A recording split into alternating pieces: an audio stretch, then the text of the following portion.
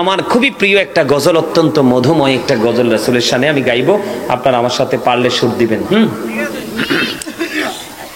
নিখিলের চির সুন্দর সৃষ্টি আমার মুহাম্মাদের রাসূল আমার মুহাম্মাদের রাসূল। নিখিলের চির সুন্দর সৃষ্টি আমার মুহাম্মাদের রাসূল আমার মুহাম্মাদের রাসূল। কুল মখলুকাতের গুল বাগে যেন গান গেতে এলো বুলবুল আমার মুহাম্মাদের রাসূল। নিখিলের চির সুন্দর সৃষ্টি আমার মুহাম্মাদের রাসূল আমার। সবাই আধার রাতে সে যে চাঁদের কিরণ মোর সাহারার বুকে সন্ধ্যা বড়িশন। আধার রাতে সে যে চাঁদের কিরণ মোর সাহারার বুকে সন্ধ্যা বড়িশন। নীরব ধরার গুলবাগে যেন একটি ফোঁটা ফুল আমার মুহাম্মাদের রাসূল। নিখিলের চির সুন্দর সৃষ্টি আমার মুহাম্মাদের রাসূল আমার মুহাম্মাদের রাসূল। পিয়ারা নবীজি এলো দুনিয়ায় হাসিল দেখে আলোক আভায়। পিয়ারা নবীজি এলো দুনিয়ায় হাসিল নিখিল আলোক আভায়। পুলক লাগিল তরুলতায় খুশিতে সবাই মশগুল আমার মুহাম্মাদ বলেন নিখিলের চির সুন্দর সৃষ্টি আমার মুহাম্মাদের রাসূল আমার মুহাম্মাদের রাসূল। নূরের নবীজি আমার নবী পূর্ণ করুণা ও প্রেমের ছবি। মহিমা গায় যার নিখিল কবি কেউ নয় তার সমতুল আমার মুহাম্মাদের রাসূল। নিখিলের চির সুন্দর সৃষ্টি আমার মুহাম্মাদের রাসূল আমার মুহাম্মাদের রাসূল। আর জোরে কর না মারহাবা। আর একটু মহব্বতে আলহামদুলিল্লাহ কোন ভালো লাগছে না? নবীর শান শুনলে পাগলেরও ভালো লাগে। আর হ্যাঁ আরটা কইতা আচ্ছা বুঝছি। আপনারা পারলে আমার সাথে গাইবেন, এটা কবি নজরুলের লেখা, গাইবেন? রাসূল আমার ভালোবাসা রাসূল আমার আলো আশা রাসূল আমার প্রেম বিরহের মোলালো চোনা রাসূল আমার কাজে করবে অনুপ্রেরণা বলিনি রাসূল আমার ভালোবাসা রসুল আমার আলো আশা, রসুল আমার প্রেম বিরহের মূল আলোচনা, রসুল আমার কাজে কর্মে অনুপ্রেরণা। অসহত জীবন যখন দুর্বিষহ লাগে, ব্যর্থ এবং পরাজিত স্মৃতিগুলো জাগে, তখন তোমার শৈশব কৈশোর জানাই সান্ত্বনা। রসুল আমার কাজে কর্মে অনুপ্রেরণা, বলেন রসুল আমার ভালোবাসা, রসুল আমার আলো আশা, রসুল আমার প্রেম বিরহের মৌল আলোচনা, রসুল আমার কাজে কর্মী অনুপ্রেরণা। কত রকম রাজার নীতি প্রজার নীতি দেখলাম, দুঃখ হয় রে দুঃখ ছাড়া আর কিছু না পেলাম। কত রকম রাজার নীতি প্রজার নীতি দেখলাম, দুঃখ হয় রে দুঃখ ছাড়া আর কিছু না পেলাম। তখন শুধু মনে পড়ে, তখন শুধু মনে পড়ে সোনার মদিনা। রসুল আমার কাজে কর্মে অনুপ্রেরণা, বলেন রসুল আমার ভালোবাসা, রসুল আমার আলো আশা, রসুল আমার কাজে কর্মে। কইতে পারেন না? আয় হাই রে, পারেন না? না পারবেন কেমতে? ট্রেনিং নেই তো। জোরে জোরে কোন মারহাবা। আরেকটা গজল গাইতাম মায়ের শানে। তোরা কই পাবি অমূল্য রতন, আমার মায়েরই মতো রে নাই দরদি। তোরা কই পাবি অমূল্য রতন, আমার মায়েরই মতো রে নাই দরদি। বিজা জাগায় মায়ে শোয়া, শুকনা জাগায় আমায় রাইখা গো, ওসি কত কষ্ট করুনি মায়ে, আমার লালনার পালন রে নাই দরদি। বলেন তোরা কই পাবি অমূল্য রতন, আমার মায়েরই মতন রে নাই দরদি।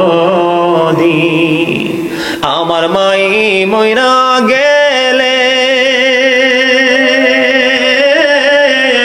আমি কাকে ডাকিব মামা বলি, মা মাগো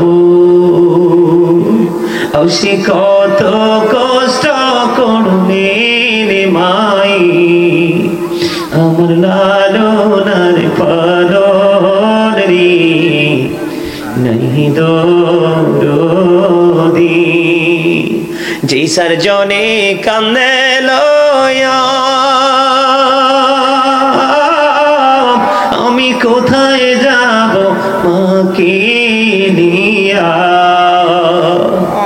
ও খুলে দাও মায়ের মুখের কাপড়, দেখি জনমের মতন রে নাই দরদি। বলেন তোরা কই পাবি রতন, আমার মায়েরই মতন রে নাই দরদি। অন্ধকার কবরের বাজে কি জানি কি আজা, খুশি মাফ করে দাও আল্লাহ মাবুদ আমার জনম দুঃখিনী মাকে নেই দরদি বলেন তোরা কই পাবি আমল্লার আমার মায়েরই মতার রে নেই দরদি।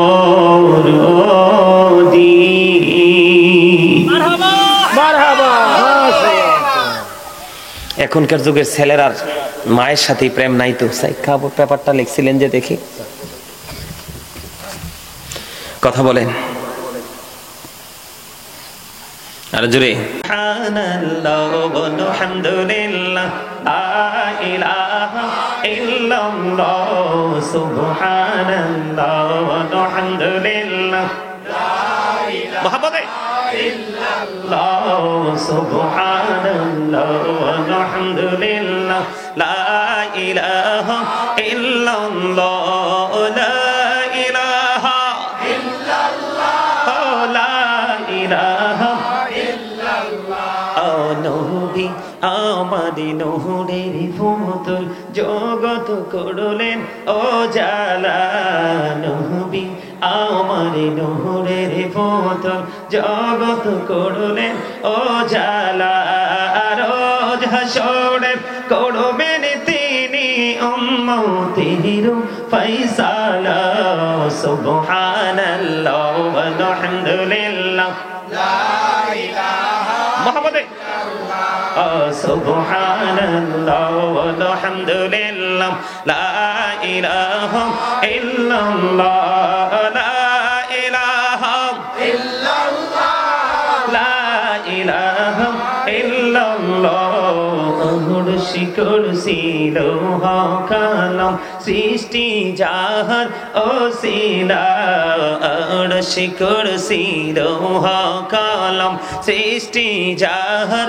ওসিলা নিজে আল্লাহ খুশি হইয়া নাম রাখিলেন হাবিবুল্লাহ সুবহানাল্লাহ আলহামদুলিল্লাহ লা ইলাহা ইল্লাল্লাহ সুবহানাল্লাহ আলহামদুলিল্লাহ লা ইলাহা ইল্লাল্লাহ লা ইলাহা ইল্লাল্লাহ লা ইলাহা ইল্লাল্লাহ নামের সাথী নাম মিশাইয়া যারে আল্লাহ পাঠাইলা নামের সাথী নাম মিশাইয়া যারে আল্লাহ পাঠাইলা নিজে আল্লাহ দুস্ত বলে তাহার প্রেমে মজিলা সুবহানাল্লাহ আলহামদুলিল্লাহ লা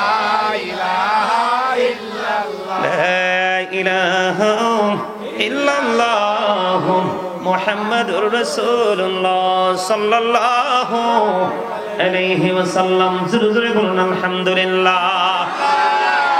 কার কার কাছে ভালো লাগছে হাত তুলে দেখান সোজা করে তাকবীর আল্লাহু আকবার নারে রিসালাত ইয়া রাসূলুল্লাহ। হ্যাঁ ঠিক আছে পাগলা কোন ভালোই তো লাগে আমি চাইছি আরে ভয় পাইছি এটা ভয় না এটা হচ্ছে আদব এটা কি আলোচনা কি শুনতে ভালো লাগে আরো চলবে হ্যাঁ এখনকার মানুষের মন অন্তরটা মরুভূমির মতো কিসের মতো সবুজ শ্যামল না কারণ পানি থাকলে না গাছ উঠতো কি উঠতো গোড়ায় পানি থাকতে হয় না আপনি কীটনাশক দেন বা না দেন কিন্তু তলায় যখন পানি থাকে গাছের চেহারা এমনিতেই সুন্দর ঠিক মানুষটা এরকম মানুষের অন্তরে যদি প্রেম থাকে তাহলে মানুষের সকাল বিকাল পুরোটাই হবে সুন্দর। আজকে আমরা প্রেম থেকে অনেক অনেক বেশি দূরে ভালোবাসা থেকে অনেক অনেক দূরে এই জন্য আমি আজকে আপনাদেরকে প্রেমের কিছু দলিল দিব। কিসের দলিল যেমন জিকির আমি জিকির নিয়ে কথা বলতেছিলাম দুরুদটা সংক্ষিপ্ত করে শেষ করে দিয়েছি জিকিরটা নিয়ে আমি কথা বলেছি যেমন জিকির হলো যেমন নামাজ হলো আল্লাহর জিকিরের একটা জলসা নামাজ কি? আল্লাহর জিকিরের জলসা। যে জিকিরটা একই জায়গায় দাঁড়িয়ে এবং বসে সম্পূর্ণ করা হয়, এটা হলো জিকিরের জলসা। যেমন নামাজ কি? আর যেই জিকিরটা বিভিন্ন জায়গা পরিদর্শন করে সম্পূর্ণ করা হয়, ওই জিকিরটা হলো জিকিরের জুলুস। যেমন হজ, হজ হলো আল্লাহর জিকিরের জুলুস, আর নামাজ হলো আল্লাহর জিকিরের জলসা। বন্ধুরে আমার, মসজিদগুলো অত্যন্ত ডিজিটাল হচ্ছে, অত্যন্ত দৃষ্টিনন্দন হচ্ছে মসজিদগুলো। দুঃখজনক হলেও সত্য গো, কিন্তু মসজিদের মুসল্লি দৃষ্টিনন্দন নয়। অথচ আপনি যদি 100% পারফেক্ট যদি মুসল্লি হয়ে মসজিদে ঢুকতে পারেন, অথবা আপনি কোনো কারণে মসজিদে যেতে পারলেন না, আপনি ঘরে নামাজ পড়েন। বন্ধু, হযরত আবু যর রাদিয়াল্লাহু তাআলা আনহু থেকে হাদিস খানা বর্ণিত, আমার নবী, আপনার নবী সরকারে মদিনা, তিনি বন্ধু জানিয়ে দিয়েছেন, আমার নবী শীতের দিনে ঘর থেকে বের হলো। শীতের দিনে ঘর থেকে বের হওয়ার পরে গাছের দিকে চাইয়া দেখলেন গাছের পাতাগুলো বিরামহীন ভাবে ঝরে ঝরে পড়ছে। বন্ধু, যখন তিনি দেখলেন বিরামহীন ভাবে ঝরে ঝরে পড়ছে, হাদিস শরীফের মধ্যে এসেছে আপনার নবী, আমার নবী গাছের ডালা স্পর্শ করলেন, তার মানে ধরলেন। ধরার পরে আবু যরকে একটা ডাক দিলেন। আবু যর উত্তর দিলেন, লাব্বাইকা ইয়া রাসূলুল্লাহ, নবী গো আমি হাজির। এবার আমার নবী একটা ডাক দিয়ে বললেন, রে আবু যর, তুমি চাইয়া দেখো গো, শীতের দিনের কারণে, শীতের কারণে গাছের পাতাগুলো কেমনে শুষ্ক হয়ে ঝরে ঝরে পড়ছে। রে আবু যর, আমার উম্মতগুলো যখন আল্লাহর সন্তুষ্টির জন্য নামাজ যেমন একটা জিকির রে, এটা ইমানের পরে সবচেয়ে বড় জিকির হলো নামাজ। আমার কোন উম্মত মালিকের সন্তুষ্টির জন্য যখন মালিককে ভালোবেসে আল্লাহর কুদরতি কদমে যখন নামাজের মাধ্যমে সেজদা দিবে, তখন তার জীবনের গুনাহগুলো ওই গাছের পাতার মতো তার আমলনামা থেকে ঝরে যাবে। আর জোরে বলেন না সুবহানাল্লাহ।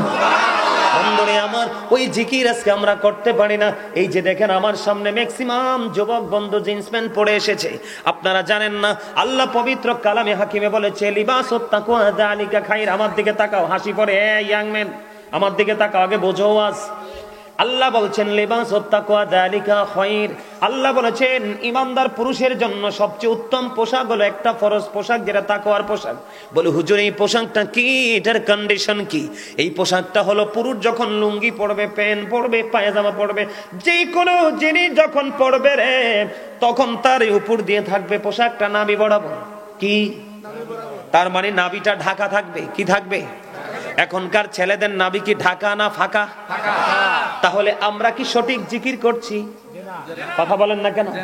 মালিককে সঠিকভাবে স্মরণ করছি? স্মরণ সঠিকভাবে করছি না। দুই নাম্বার, নিচে দিয়ে একদিক উপরের কন্ডিশন হলো নাভি বরাবর অথবা নাভির উপরে, আর নিচের দিক দিয়ে থাকতে হবে টাকনুর উপরে। হুজুর যদি এটা না করি, তোমরা আল্লাহর অমান্যকে, আল্লাহর হুকুমকে, ফরজকে ইচ্ছে করে তরক করেছো। বুখারী শরীফের মধ্যে এসেছে এই পোশাকের কারণে, টাকনুর নিচে ঝুলিয়ে ঝুলিয়ে পোশাক পরার কারণে তাকে জাহান্নামে যেতে হবে। বন্ধু জোরে জোরে বলেন না নাউজুবিল্লাহ। আমি যুবক, তোমাদেরকে বিশেষ করে তোমাদেরকে মেন করে আমি বলছি, আল্লাহর হাবিব মসজিদের মধ্যে অবস্থান করতেছেন, হঠাৎ করে একজন ব্যক্তি এসে নামাজের নিয়ত বাঁধলো।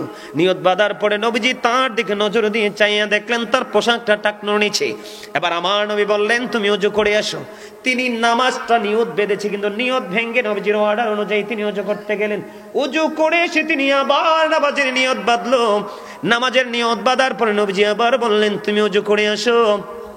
কয়বার? বন্ধুরে আমার, দুইবার যখন বললো, কিন্তু পোশাকটা এখনো সে টাকনুর উপরে উঠায়নি। নবীজি আবার বললেন, তুমি ওযু করে আসো।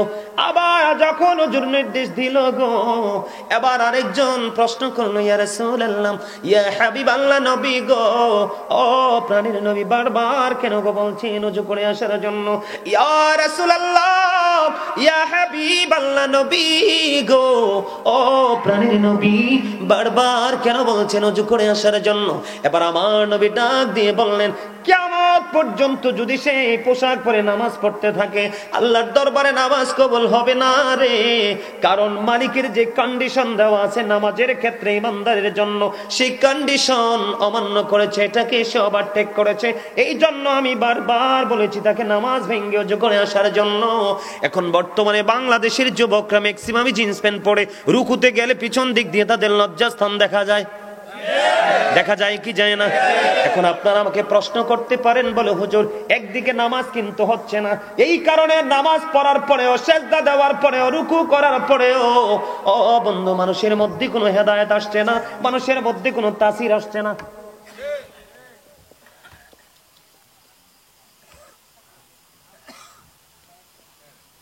মানুষের মধ্যে কোনো বন্ধ তাসির আসছে না। হাদিস শরীফের মধ্যে, অন্য হাদিসের মধ্যে আছে 3 শ্রেণীর মানুষকে আল্লাহ ক্ষমা করবে না।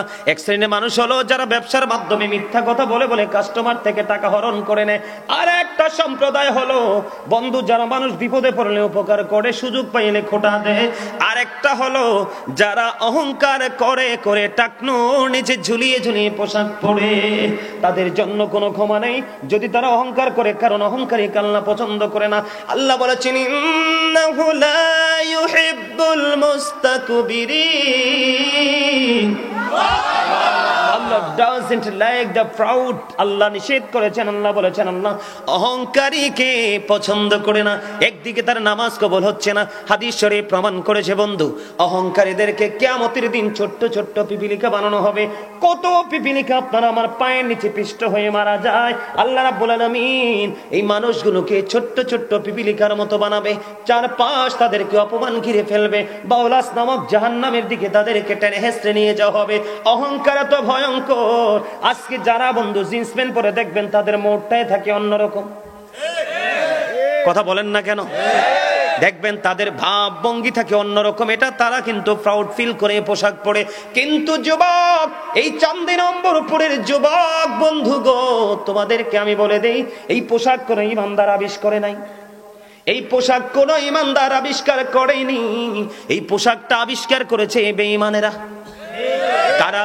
আল্লাহ রাব্বুল আলামিন পবিত্র কালামে হাকিমে তিনি বলে দিয়েছেন, ইন্নাল কাফিরিনা কানু লাকুম আদুওয়াম মুবিনা। আল্লাহ বলেছেন, দ্য হেরিটিক্স আর the eternal enemy of the believers. আল্লাহ বলেছে ইমানদারদের প্রকাশ্য শত্রু হলো বেঈমানেরা। যেমনি ভাবে আমরা মুসলমানের আগিনায় ছিল বন্ধু ফোরকানিয়া মাদ্রাসা, তার মানে মক্তব। দেখেন কৌশল করে কিন্ডারগার্টেন ঢুকিয়ে মক্তবকে মেরে ফেলেছে। আমরা মুসলমানের জন্য ব্রাশ কিন্তু রাসূল আবিষ্কার করেনি, আমরা মুসলমানের জন্য রাসূল আবিষ্কার করেছেন মেসওয়াক। এটা সুন্নাহ। আজকে বেঈমানেরা কৌশল করে ব্রাশ আপনার আমার হাতে বন্ধ তুলে দিয়েছে। আজকে দেখেন মেসওয়াক নামক সুন্নাতকে আমরা কবর দিয়ে দিয়েছি। মুষ্টিবয় কিছু মানুষ এই সুন্নাত আমল করতেছে। আল্লাহর হাবিব জানিয়ে দিয়েছেন, হারিয়ে যাওয়া কোনো সুন্নাতকে যদি কেউ আমল করে অন্যের মাঝে এটাকে বাস্তবায়ন করতে পারে, কাল কিয়ামতের দিন তাকে 100 শহীদের মর্যাদা দিয়ে জান্নাতে ঢোকানো হবে। আমার কথা আপনারা বুঝতে পারেন কি পারেন না? বন্ধুরি আমার, আমাদের মধ্যে 2 শ্রেণীর মানুষ আছে। কয় শ্রেণীর? এক শ্রেণীর মানুষ অহংকার করে করে পোশাকটা পরে মজা পায়, অহংকার করে প্রাউড ফিল করে। আল্লাহর হাবিব বলে দিয়েছেন, পৃথিবীর বুকে যে বন্ধু পৃথিবীর বুকে যেই পোশাকটা শরীয়ত সম্মত নয়, কিন্তু সম্মান বর্তমান যে প্রেক্ষাপট, এই নষ্ট পোশাক পরলে তাকে স্যালুট দেয়। কথা বলেন না কেন? আল্লাহর হাবিব জানিয়ে দিয়েছেন, এই পৃথিবীতে যেই ধরনের পোশাকগুলো পরবে রে, তাকে কাল কিয়ামতের দিন সর্বোচ্চ নোংরা অপমানের পোশাক পরানো হবে। আর যেই ব্যক্তিটা পৃথিবীর বুকে থেকে এই পৃথিবীর মানুষের, পৃথিবীর সমাজ, পৃথিবীর ক্যারিয়ার, পৃথিবীর ডিজিটাল কোলাহল পরিবেশের তোয়াক্কা করলো না, আল্লাহ রাসূলের আইনগুলো মেনে চললো, বন্ধু নরমাল পোশাকগুলো পরে পরে জীবনটা কাটালো, কাল হাসুরের দিন আমার নবী বলেছেন ওই সমস্ত মানুষগুলোর সামনে আল্লাহ কত রকমের জান্নাতি পোশাকগুলো বন্ধু তুলে ধরবে। আল্লাহ ডাক দিয়ে বলবে, বান্দা তুমি জীবনে চলার পথে আমাকে অনুসরণ, আমার অর্ডারকে অনুসরণ করেছো, আমার হাবিবের কথাগুলো মান্য করেছো, বাস্তবায়ন করেছো, আমি তোমার জন্য জান্নাতি পোশাকগুলো বরাদ্দ করে রাখলাম।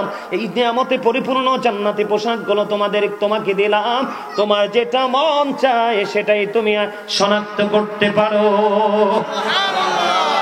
আমি আপনাদেরকে বলে যাই বন্ধু, আমাদের মধ্যে গাফিলতির গলদের কোনো শেষ নাই।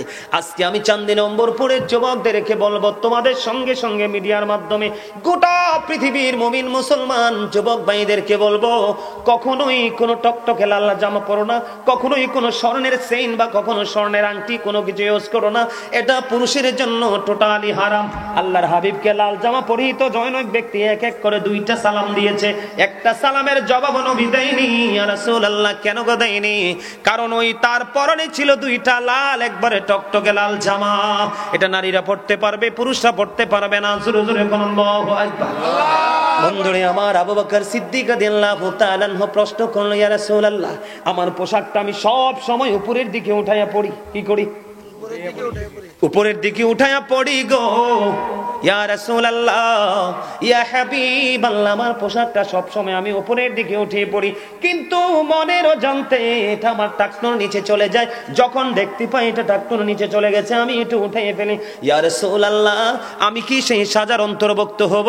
এবার আবু বকর সিদ্দিকের প্রশ্নের জবাবে আমার নবী বললেন, রে আবু বকর, যারা অহংকার করে ইচ্ছে করে যারা ঝুলিয়ে ঝুলিয়ে টাকনোর নিচে পোশাকগুলো পরে, তাদের জন্য অভিশাপ, তাদের জন্য আযাব।